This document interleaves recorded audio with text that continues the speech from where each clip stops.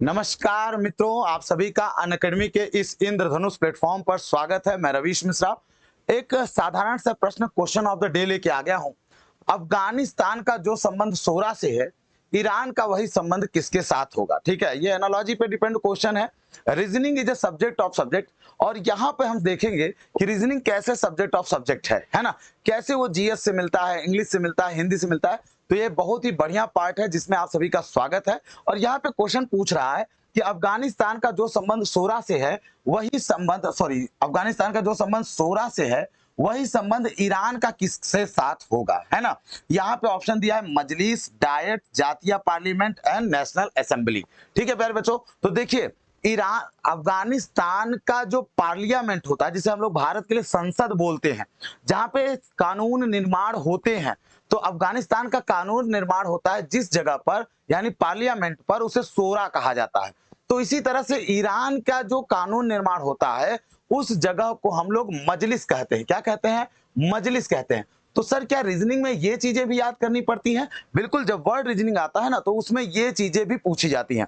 तो कुछ हम और प्रमुख जगहों के नाम ले रहे हैं जहां पर आप उनके चीजों सांसदों को देख पाएंगे, और ये आपको बढ़िया से याद रखना है। ठीक है, तो ऑस्ट्रेलिया, ऑस्ट्रेलिया के सांसद को हम लोग पार्लियामेंट, अक्सर हम लोग हर जगह के सांसद को पार्लियामेंट ही बोलते हैं। तो जो मेनली ऑस्ट्रेलिया और ब्रिटेन का जो संसद होता है उसे हम लोग पार्लियामेंट बोलते हैं। ये जो तस्वीर आपको दिख रही है ऑस्ट्रेलिया संसद की है, जिसे हम लोग पार्लियामेंट बोलते हैं। इसी तरीके से अभी अभी आप लोगों ने समझा कि अफगानिस्तान के संसद को क्या बोलते हैं, सवाल में ही था।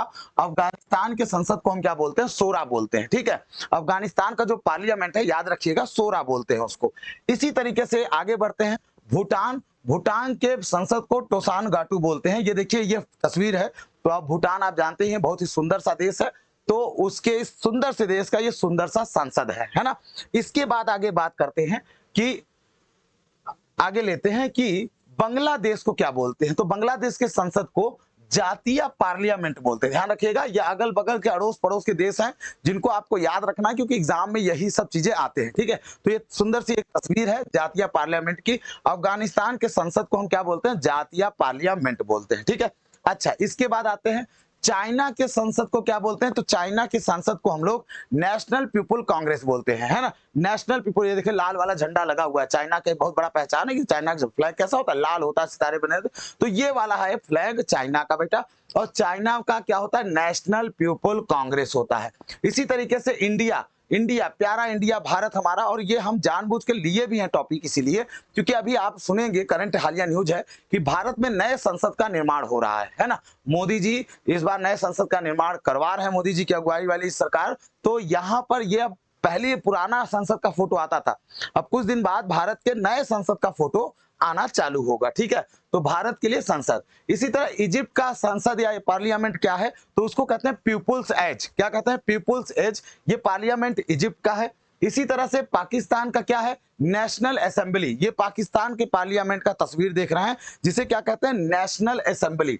इसी तरीके से रसिया, याद रखिएगा, रसिया का ड्यूमा बहुत इंपॉर्टेंट है, एग्जाम में पूछ सकता है। रसिया का पार्लियामेंट का नाम क्या है? तो रसिया के पार्लियामेंट का नाम ड्यूमा है। ठीक है, ड्यूमा याद रखिएगा। इसी तरह से जापान, जापान के संसद का नाम क्या है? तो जापान के संसद का नाम डायट है। जापान के संसद का नाम डायट, ये भी इंपॉर्टेंट है। रसिया का ड्यूमा, जापान का डायट। रसिया का ड्यूमा, जापान का डायट, चाइना का नेशनल पीपुल कांग्रेस। तो याद रखिएगा इन्हीं सबको, पड़ोसी देशों के बिल्कुल जरूरी है नाम याद करना।